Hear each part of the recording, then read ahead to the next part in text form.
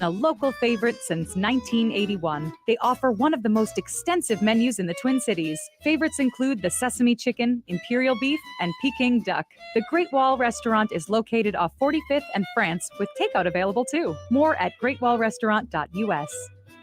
Nightingale on 26th and Lyndale is the ultimate venue for unforgettable gatherings. Whether big or small, your event will be a hit with delicious food and drinks served in a warm and inviting atmosphere. Plus, Chef Carrie's special creations add that extra touch. Craft cocktails, curated drinks, and a diverse menu make Nightingale perfect for any celebration. More at nightingalempls.com. Hi, I'm Scott Shambot from Shambot Family Dentistry. We're the fear-free, shame-free dental office. If you're having a dental emergency, we'll try and get you in the same day you call because we don't like to see anyone in pain. And we'll help you get through every appointment in the most pain-free way possible. As my daughter Rachel says, if you don't see my dad, please see another dentist. Take care of your teeth because they're the only ones you get. Shambot Family Dentistry in Hopkins and St. Paul. Find them online at shamblotfamilydentistry.com or call 1-800-FIX-MY-TEETH. This is Chad, owner of AM 950. Our station is located on a marsh, and we do our best not to disturb that environment. So I was thrilled to discover Natural Lawn. Their safer products and soil tests ensure that your lawn will be healthy, lush, and green.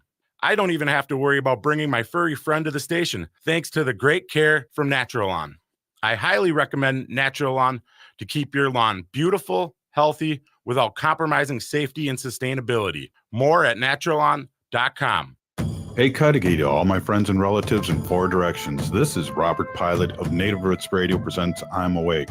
I'm here to ask you for your support. Finding honest Native-centered news is not easy, but with your support, we're able to provide accurate information about Standing Rock, Line 3, treaty violations, and COVID-19 in our Native communities. Please visit Native Roots Radio Network on Patreon and donate if you can. That's Native Roots Radio Network on Patreon. Pinigigi, and thank you for your support.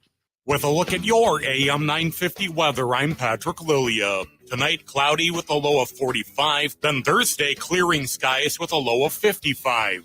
Spring has arrived, and it's time to take a good look at your lawn. If there are brown spots or bare patches, Natural Lawn can help. Natural Lawn takes an organic approach that's safe for both people and pets. Don't wait for summer and contact Natural Lawn today. Go to naturalawn.com. Portions of Native Roots Radio may be pre-recorded. It's a good day to be indigenous. Get up, stand up. They are going to become more brutal. Because all the hippies were trying to be Indians anyway. They're going to become more repressive because it's a matter of dollars and their illusionary concepts of power. Hey, Victor. We must live in balance with the earth. And also with recent happenings at Wounded Knee. I am awake. Welcome to Native Roots Radio presents I'm Awake, and I'm your host, Wakanja Hade. Hey, Cudahy to all my friends and relatives in four directions. You are listening to Native Roots Radio presents I'm Awake, and I'm your host, Robert Pilot. Hey, we discuss local, national, Native news and events. And as you know, Chujunk, Native issues are human issues, and human issues are Native issues. Yes, you are right, Dega. And this segment of Native Roots Radio Network is presented in partnership with Little Moments Count.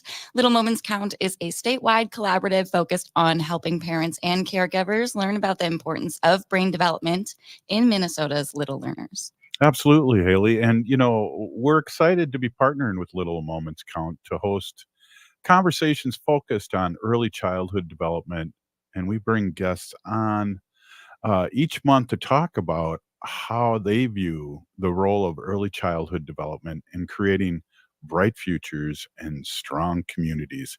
And right away, that's just head off here. We got Janice LaFloe, who's the founder of MAICC and the former primary guide of the Children's House, and she's a member of Turtle Mountain Tribe, and we're excited to have her. And also LaVon Lee, who has been in with the Montessori American Indian Childcare Center since its inception in 2014 and is serving as director. Let's jump in to this right away because I have a lot of questions, and welcome you guys, and good to see you, Janice. Janice, we have to talk. We can't wait. So, Sorry. Bonjour.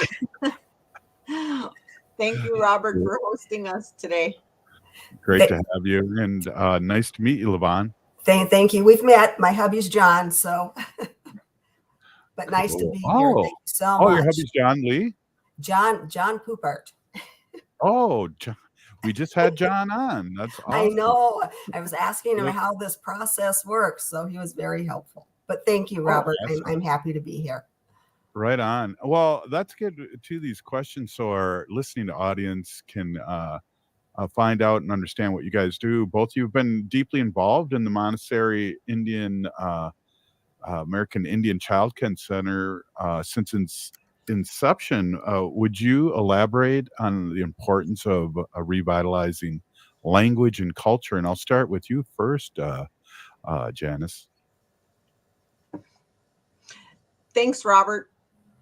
We all know our mother tongue is formed in our early learning years. And so if we are truly sincere in revitalizing our language, we have to expose our youngest children to our language.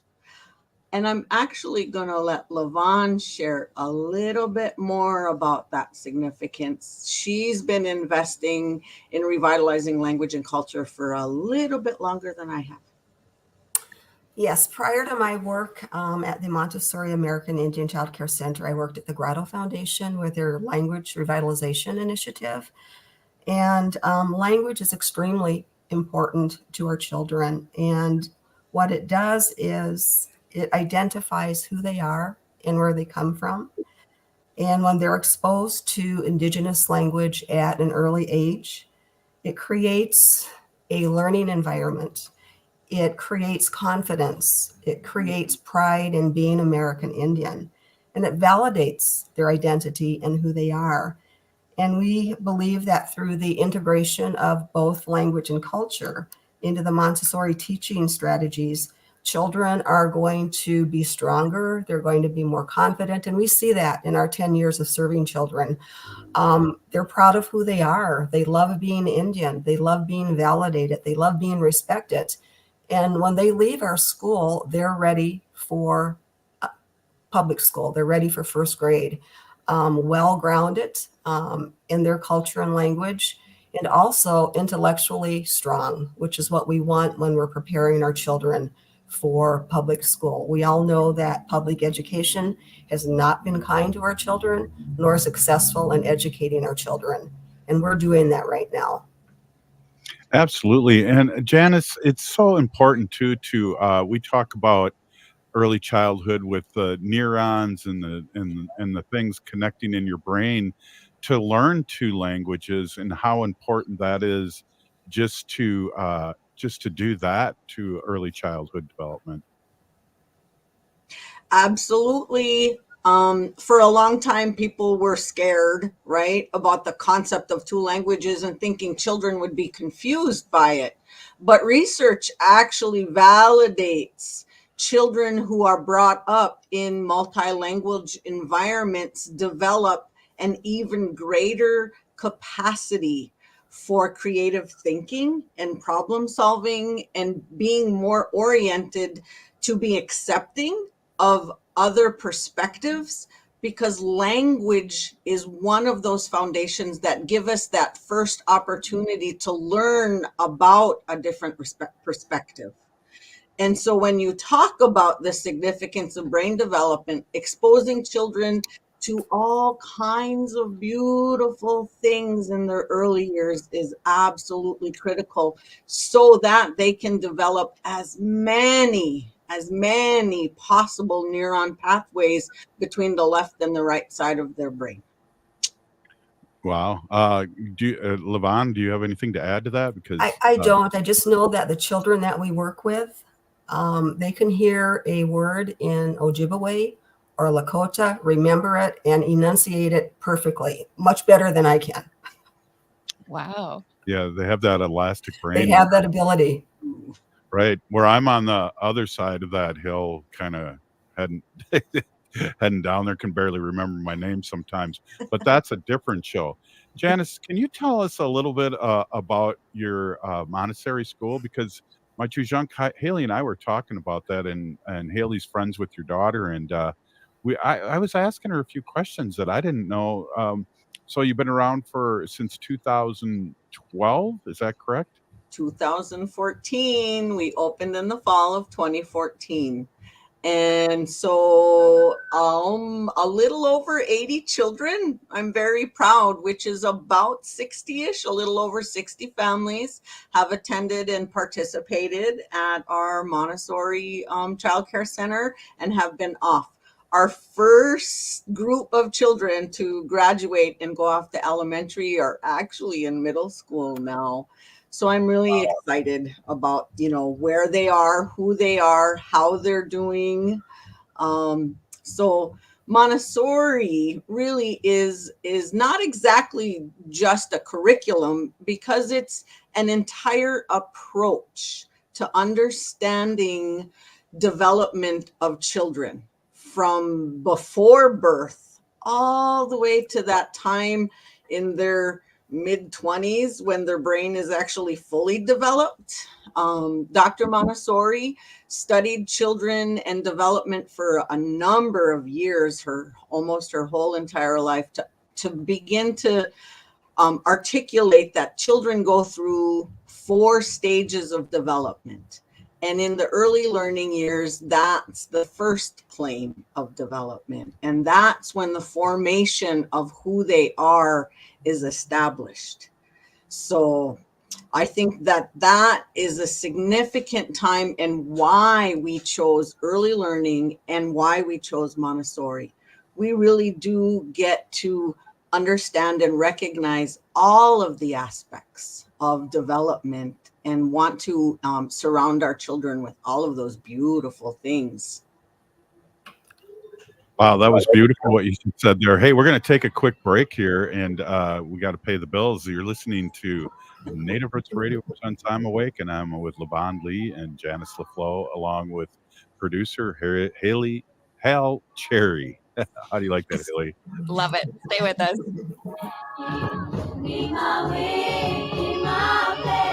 Unwanted sexting or photos, inappropriate jokes, even tickling or wrestling can feel like a violation. Catcalling, cornering, or groping, getting them drunk or high for sex, recording sexual acts without permission, hurting someone because of their sexual orientation, raping a family member, a child, a date, a friend, a stranger, purchasing a human being for sex. You make the choice every single time. Sexual violence is many things. Make a choice. Do not do it. Sponsored by the Minnesota Indian Women's Sexual Assault Coalition. The city of Minneapolis is now on Native Roots Radio with Minneapolis AIR. AIR stands for American Indian Relations. Guest host Christine McDonald talks to people about important things affecting the city's Native communities. Minneapolis AIR dives into topics like public safety, public health, elections, and so much more. Tune in to Minneapolis AIR on Native Roots Radio from 5 to 6 p.m. on the second Wednesday of every month, right here on AM 950. Attention transit customers. On Saturday, March 16th, Metro Transit will make changes to transit service within your community. As we do each quarter, we review our resources and ridership trends. These service changes continue our ongoing work to best serve customers throughout our system with our given resources. A summary of the upcoming service changes and a preview of the updated schedules are available now at metrotransit.org. Seward Co-op offers convenient grab-and-go options as well as hot bars and salad bars at both the Friendship and our newly remodeled Franklin store. Breakfast items are available daily until 11 a.m. and brunch is served all day every Sunday. Our weekly lunch and dinner menus highlight culinary traditions and cuisines from around the world. We offer vegan, vegetarian, and gluten-free items every day. 90% of the ingredients used are from organic, local, and small-scale producers whenever possible. Learn more at seward.coop. Anine, I'm Lieutenant Governor Peggy Flanagan, and you are listening to Native Roots Radio. Welcome back to Native Roots Radio presents I'm Awake, and this is Robert Pilot. This segment of Native Roots Radio is presented in partnership with Little Moments Count. Little Moments Count is a statewide collaborative focused on helping parents and caregivers learn about the importance of brain development in the first 3 years of life. Hey, we are here with Janice LaFloe and LaVon Lee of Montessori American Indian Childcare Center, and we are talking about Montessori schools and how it helps with early development. Janice, can I just finish before I get to LaVon? I just want to finish a little bit more about specifically your Montessori school. And I have my Weeha is having twins. My twins are having twins, and so we're multiplying here in the pilot gene. So yeah, so that's 4. No, wait, that's 2. But so her husband's Ojibwe and she's Ho Chunk, of course. And looking into the Montessori, is there a cost to your school? What's the process to get somebody in your school, in your Montessori? Thanks for asking, Robert. Of course, we are a licensed child care center, and so we do actually charge a tuition like most child care centers. They would first reach out and get an application. You can find an application for our school online at www.americanindianmontessori.net. So the very first step is to actually fill out an application to attend the school. We will reach back and begin a conversation about what it is. There are things that are required as a licensed child care center. And then we can talk about what the financial needs of families are. There are public dollars available to help support low-income families. We also offer internal scholarships based on being over income for public scholarships. And so I'm always more than happy to begin a conversation. We never turn a family away who cannot afford to pay, and that's an important part of our mission. Yeah, it is. Oh, wow. Thank you for that information. LaVon, as somebody deeply connected to the Oglala Lakota Nation, could you share how Indigenous values are woven into the fabric of MAICC's educational approach? Yes, actually, we use not only Ogallala Lakota values in our 7 teachings, but we also use the Ojibwe grandfather teachings as well. And those teachings, we do that by role modeling behaviors. We want our children to grow up kind. We want them to be generous. We want them to be giving, compassionate, show humility, have empathy for each other. And that's really important in our values. And we see that in our children every day. I can give you an example of a child one day that was feeling sad and just sitting alone. And 3 or 4 of the children just intuitively got up from the work that they were doing, went over to the child that was feeling sad, and they all kind of surrounded this child and hugged this child. And it was just so natural to do that. And that's part of our values. The values are integrated into the curriculum, into everything we do. And I just want to say that those values are extremely important to children's development. I think everybody is familiar with the boarding school era. And we know that children were removed from their homes. They were placed in boarding schools. They were removed from their communities. And they lost their culture. They lost their language. They lost their identity. And if you look at those old pictures in history books, you'll see photos of children with no smiles. You see the sadness in their eyes. And I can tell you that we see children coming to our school every day with smiles, that want to be there. They're proud to be American Indian. They're confident and they know who they are. And that's all part of that spiritual, emotional, physical growth of our children. And that's so important to development. And we know that if you don't have that spiritual grounding, that connection to language and culture, it's going to be really hard to be successful in our school. And as I said earlier, our children are leaving us confident and they're going to change the world for us. Wow, that's awesome. And, you know, a lot of, give me a lot of applause, Janice, for breaking the cycle that that's been handed to us for generations. So that's a beautiful thing that you're doing. Thank you, Robert. We have a overinvestment to make to compensate for the generations and to make up, right? So I hope that that's a lot of what we're able to do, is to give them the best and the most beautiful opportunity. Yeah. I mean, both of you are in the community. I see you all around. And I know, Janice, you work extensively the American Indian community in St. Paul before you're, starting the Montessori journey. What strategies have you found effective in engaging parents and caregivers? Because I know, as a former high school teacher here it's hard to engage sometimes the parents. Absolutely. It's really foundational because our little ones truly rely on their parents at this age. We work really closely and are in daily contact with families about how things are going and the kinds of things we want to promote at home. The stability of routine is absolutely critical. And we talk about that often. We actually have what we provide is a family nest. So we take it from that cultural perspective of working together. It takes more than Miss Janice, and it takes more than the children's house. It takes the parents' cooperation and willingness.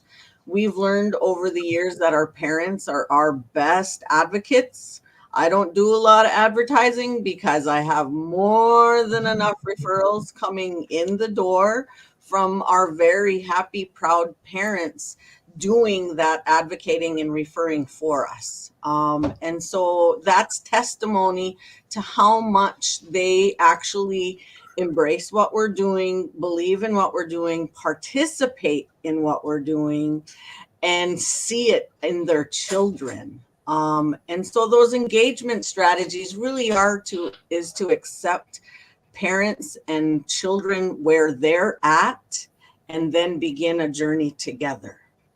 We talk about that often. We're not doing it alone. We're working on this together. So when children actually begin to start demonstrating some of those shifts and changes, parents immediately start saying, how did you do that? Why don't they do that for me? And so we have many conversations about how we can do it together. That's awesome. And I'm wondering too, because we're all over the country and we're on 20 stations daily. Can you give your website or how to get a hold of you, or your Facebook, if there's people interested across the country in mirroring what you do?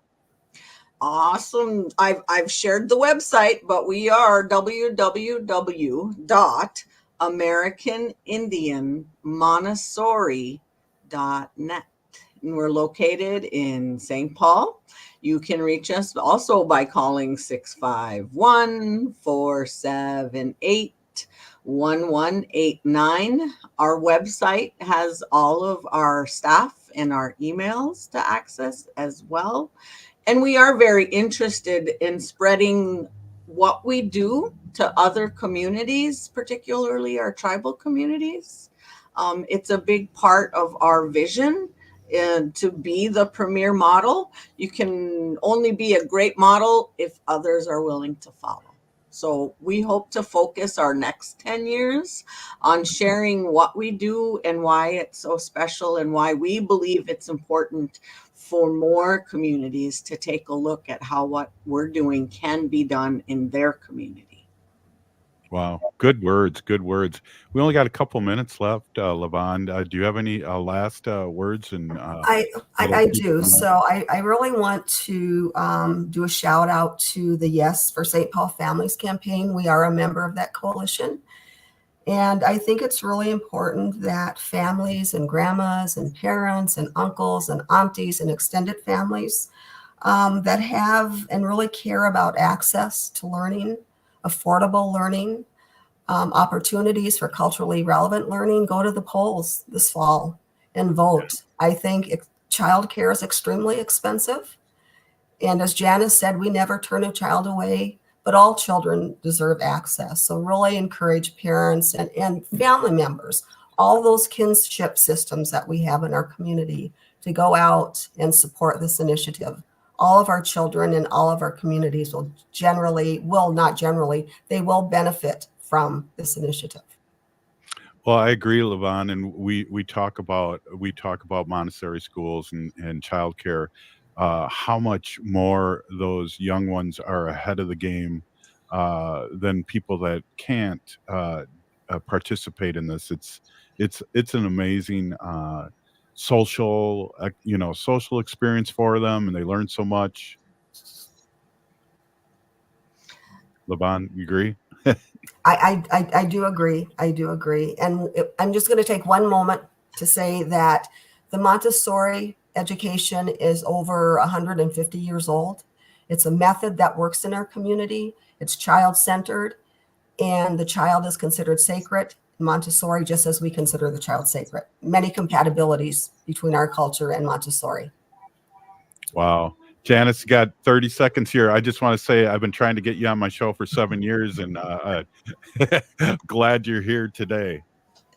Thanks, Robert. I knew the shout out and the challenge would come, and I absolutely am so pleased to be a part of sharing. And we will have to schedule another time so we can continue to share about some of the amazing work. Perhaps the family can join us next time. That'd be great. That would be great. Doors open anytime, Janice. All seriousness, really. Thank you so much, both you, Peony Gigi, to both you for coming on. Thank you, Robert. Thank you. Right on. Hey, Native Roots Radio, we have Arvina Martin up next. Stay with us. Attention transit customers. On Saturday, March 16th, Metro Transit will make changes to transit service within your community. As we do each quarter, we review our resources and ridership trends. These service changes continue our ongoing work to best serve customers throughout our system with our given resources.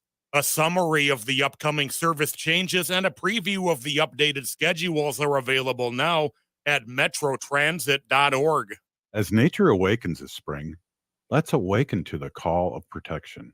Native brothers and sisters, let's bloom together by getting vaccinated against COVID-19. Let's nurture our heritage and safeguard our futures, one vaccination at a time. So be a vaccinative this spring by protecting yourself and others in our Native community. Whether you're due for an updated vaccine or just getting started, all COVID vaccines offer vital protection against severe illness. For our elders over 65, the latest vaccine is recommended by the CDC to maintain protection. So spring forward with strength, Native communities. Embrace the renewal of the season and safeguard our traditions by getting vaccinated against COVID-19.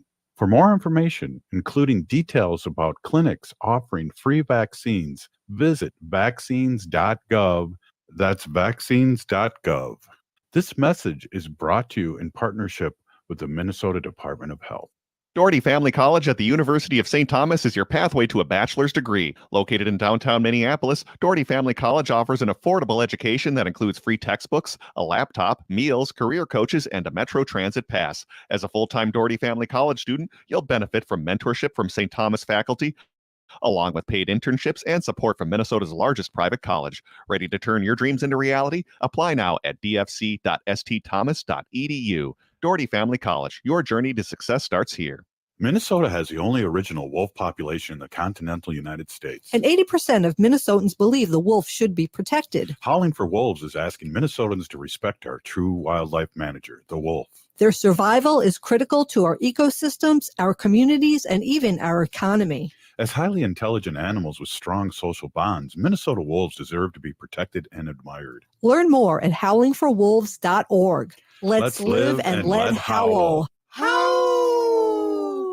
J&S Bean Factory is a Native-owned, community-supported, cozy, artsy coffee shop which offers roasted on-site beans, live music, and baked goods. Relax in the beautiful outside patio. City Pages writes, voted top 10 coffee shops. Tucked into a quiet corner of St. Paul's Highland Park neighborhood, this coffee shop roasts beans on-site from the best coffee-growing countries in the world. Located at 1518 Randolph Avenue, St. Paul. the good stuff. Think your company's safe? Your staff is working from home, right? As I speak, cyber criminals are mounting attacks across the country. Remember, when we're weakest, cyber criminals attack. Hi, Mark Sommerfeld from Rymark. The Rymark team is guiding our clients through these difficult times. In fact, demand has been so high, we created an easy-to-follow guide. It's yours free. Download our 5 steps to securely work from home now at rymarkit.com or call 651-328-8900 for a no-cost how-to discussion. With a look at your AM 950 weather, I'm Patrick Lilia. Tonight, cloudy with a low of 45. Then Thursday, clearing skies with a low of 55. Nightingale is your cozy, comfortable neighborhood bar and restaurant at 26th and Lindale in Minneapolis. Come in for the famous Nightingale burger or the ginger tamari chicken wings. View their menu or place a takeout order at nightingalempls.com.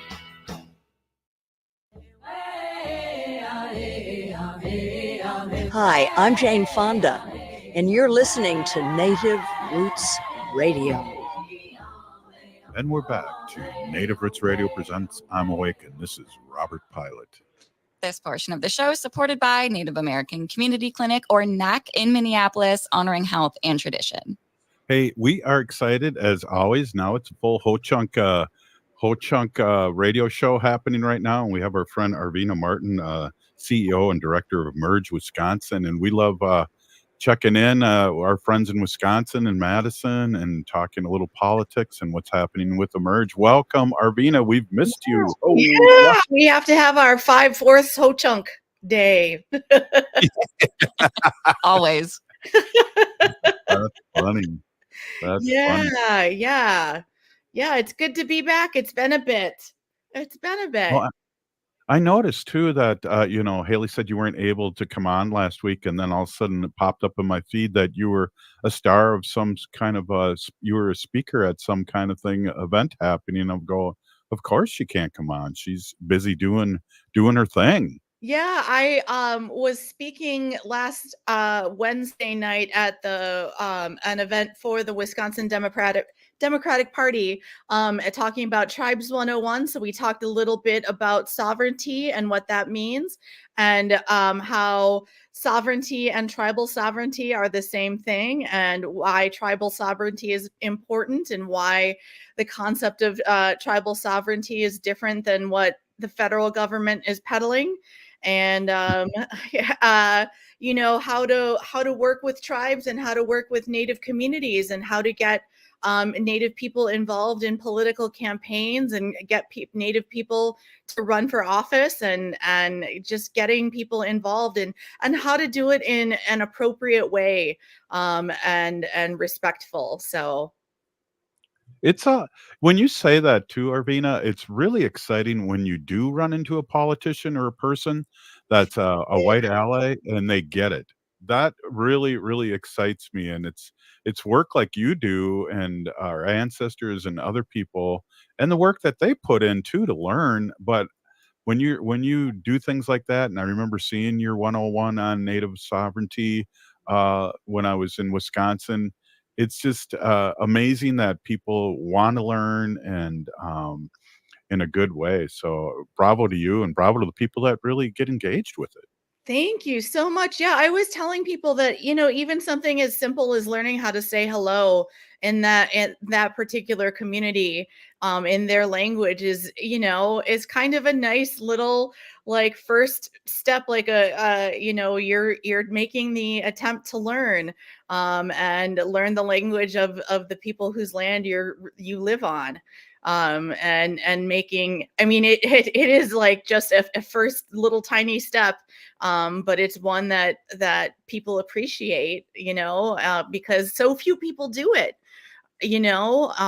that sometimes some of these things that we think of, or that people would think of as common courtesies, are not so common, and people are shocked at the reaction it gets, because one would think that acting in a certain way when reaching out to tribal communities, or wanting to host events jointly with a tribal community, or something like that, that the respect that is shown, you would think that more people would do that, but you would be wrong.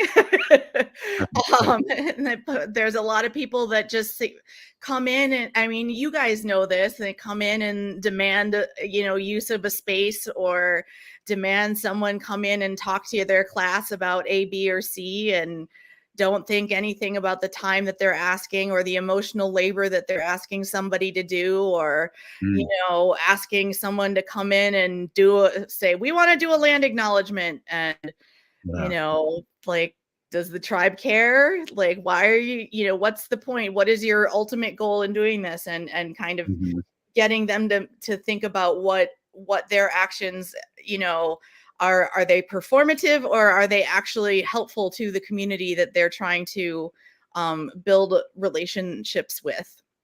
So Yeah, exactly. Hey, we're here with Executive Director of Merge Wisconsin, Arvina Martin, and I've been in discussion with the land acknowledgments, and I think it was exciting at first when asked to do that, and now it's like you said, is this performative, or are you making you feel better? And who's the yeah. land acknowledgement for? And I know in Ho Chunk and, here in Minnesota, the Ojibwe and Dakota know, and especially the Dakota here in Minnesota know that this is their land. Yeah. Yeah. Well, and it's funny too, because people will come in and you're like, yep, I sure feel acknowledged. Like, thumbs up. you know. Great. Now what? Ooh, And yeah. Exactly. Well, what is your feeling about the Biden and Trump race in Wisconsin? Because I know what my feeling is, and I feel like we're all sick of the orange one hasn't won the last two elections, 3 million votes the first time and 8 million the next, and Wisconsin was a heavy duty partner in overthrowing overthrowing him, and I feel like we are doing so much better, and the mass media is the one that's driving this race, talking about it being so close. I think that Democrats in Wisconsin and in Minnesota as well, but anybody who doesn't want to see a um, Trump second term is going to have to work really hard, and we're going to all have to do something. Whether that is making sure that we get to the polls ourselves, making sure we do that at least is going to be a big deal. Maybe we can help get some of our friends and relatives. Maybe we have some of our elder relatives that we can help get to the polls, or friends and relatives, that have maybe they don't have cars, giving people rides to the polls, or remembering to remind people, just and then I'll get into where I think we're at, but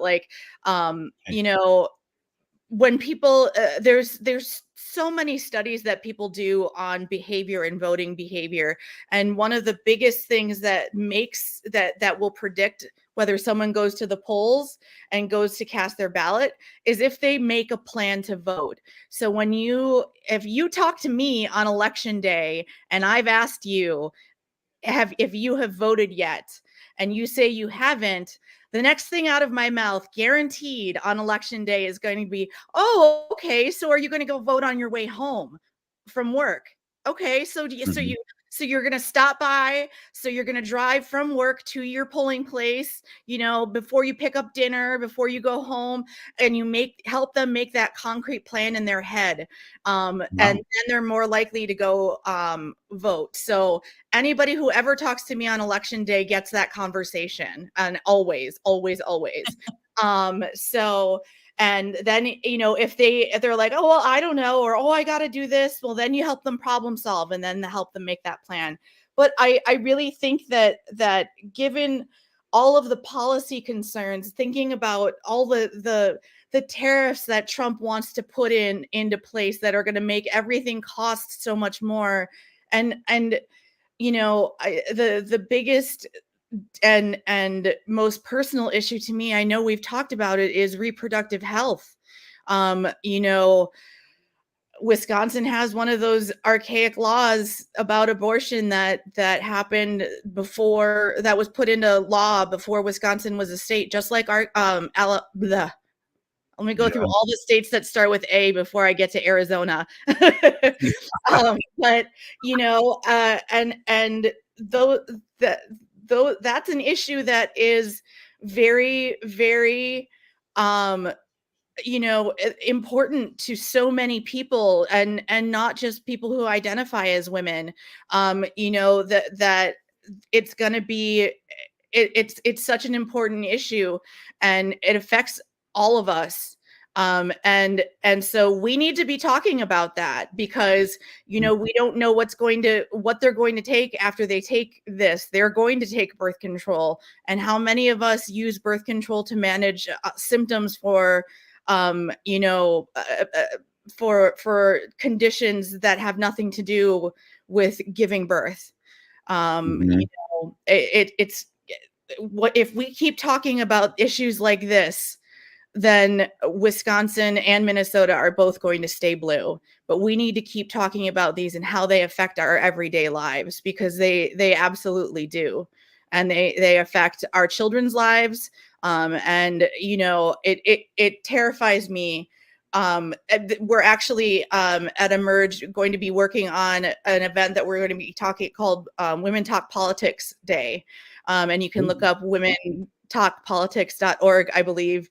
And it is going to be on May 2nd this year. And that is the 1 year anniversary of, or that is the anniversary, not 1 year, I'm sorry, the anniversary of the Dobbs decision. So we encourage all women to talk politics that day with your friends, and talk about how they affect you, because they do.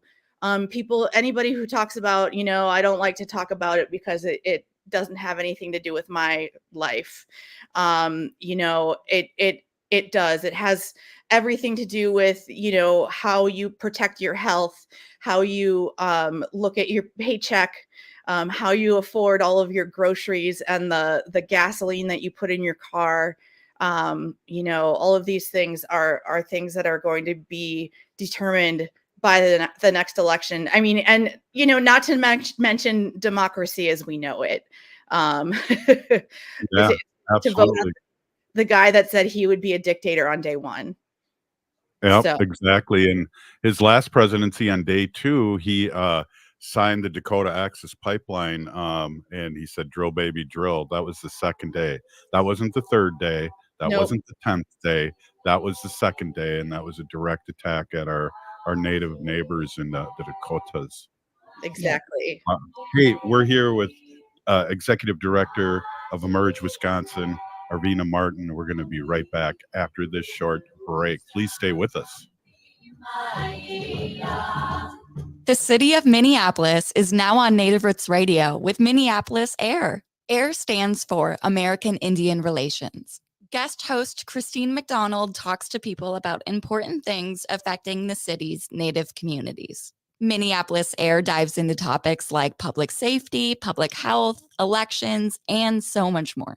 Tune in to Minneapolis AIR on Native Roots Radio from 5 to 6 p.m. on the second Wednesday of every month, right here on AM 950. As we gear up for American Indian Celebration Month in May, it's crucial to prioritize our health, especially with celebrations on the horizon. If you start feeling off, like a fever, a tickle in the throat, or heavy fatigue, don't ignore it. Take an at-home COVID-19 test right away. And remember, if you're not feeling well, it's okay to stay home. Your health comes first. A quick note on COVID testing. The Minnesota Department of Health's free COVID-19 at-home testing program has ended. But don't worry, if you're uninsured, you can still find no-cost tests using the CDC's COVID-19 testing locator. If you have health insurance, you might be eligible for free tests or reimbursement for testing expenses. Just ask your local pharmacy or health insurance provider for more information. Stay informed, stay protected.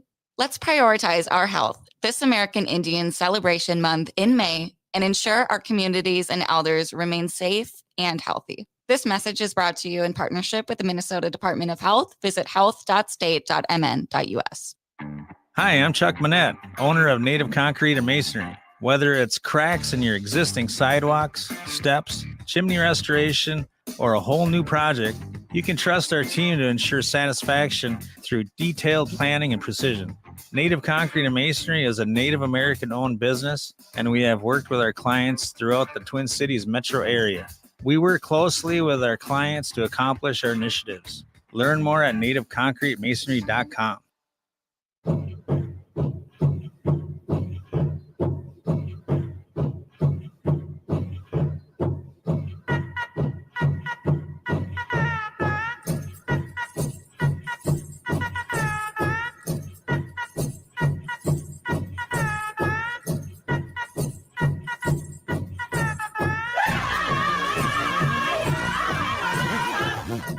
Welcome back to Native Roots Radio presents I'm Awake, and this is Robert Pilot.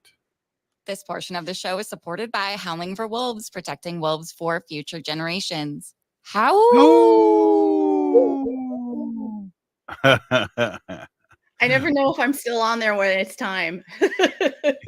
Yeah, that was a little weak Wisconsin. There we go. Oh, it was a little baby. Wolf pup. Yeah, a little pup. Exactly. Oh, Wendy just howled in the other room. Yay. Hey, let's talk a little bit. We are here with Arvina Martin, Executive Director of Emerge Wisconsin. And our friend, Lieutenant Governor, was in Wisconsin this past weekend. Yes. And what a rock star, huh? Yes, I was so jealous. I was unable to make it because I have an old age injury. I have a lumbar something in my back that is slipped, and so I couldn't sit in the car to drive up to Black River. So I missed it, but I heard that she rallied all of the troops to kind of get people excited. And I think, did she also participate in one of the congressional district conferences or conventions? I don't know. I saw my Facebook feed was full of a lot of happy brown faces. They saw her. Well, I don't know if Haley can answer that because I don't know. We had her on as we usually do every other week, but it was fun because the Biden administration reached out to us again to have a special guest, and because we've had the vice president's husband on, and we've had so we've been rocking and rolling, and then we get somebody that's normally on our show. It was kind of funny, but we took the opportunity. Yeah, she's an outstanding surrogate. She's just, I really love hearing her speak. I believe there was a speech that she did that I saw when the George Floyd protests were happening, and she was asking for people to remain, to not be violent and to be respectful of each other. And the way she did it without like belittling or making the concerns of the people that were protesting, without making those concerns smaller, she just handled it masterfully, and was in that moment, I thought, just such an amazing leader for Minnesota during such, a hard and difficult time. I was so impressed with how she handled it and how she delivered a speech that was not only one that was supposed to have, kind of a calming effect, but it was so respectful. And I just, I thought she did a fabulous job. She's so great. Fangirl right here. Absolutely. And before I start gushing over the lieutenant governor here in Minnesota, you guys in Wisconsin have a rock star. The past two lieutenant governors are rock stars. Both of them, actually. Former Lieutenant Governor Mandela Barnes was outstanding. He had a wonderful relationship with tribes, and our current Lieutenant Governor, Sarah Rodriguez, is also doing a great job at building those relationships with tribes. I know One of her first trips was to go up to Oneida, and she just literally said, I want to see what you guys are proud of. Show off what, what you want to show off. I mean, and that's such a great way to start and build a relationship, especially for an elected official, to see what your community is proud of. Everybody, we get so caught up in the trauma porn and the things that are not going well, that we forget to share our success stories and share off the resilience that our people have, because we sure as heck are resilient. We're still here, over Wow, 500 Arvina, years later. Arvina, we've really missed you.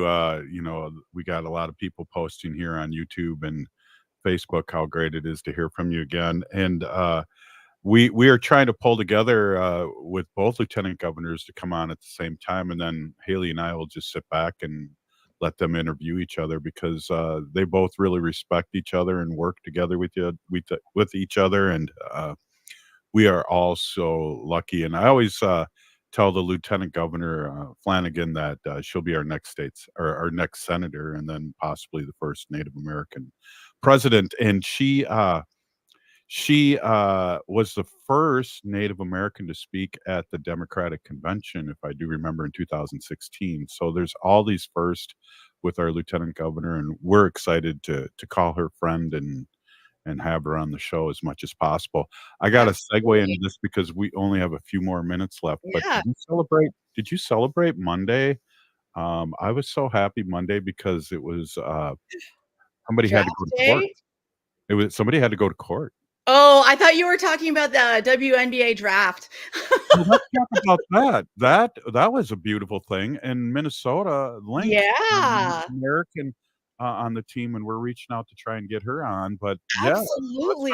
about that. So here in Madison, we don't have a WNBA team here in Wisconsin, but I noticed that within driving distance, we've got, you guys getting Alyssa Peely, who is Polynesian and Inupiaq up there by you guys, and then Angel Reese down in Chicago. And then there was another one whose name I don't remember, who is also outstanding.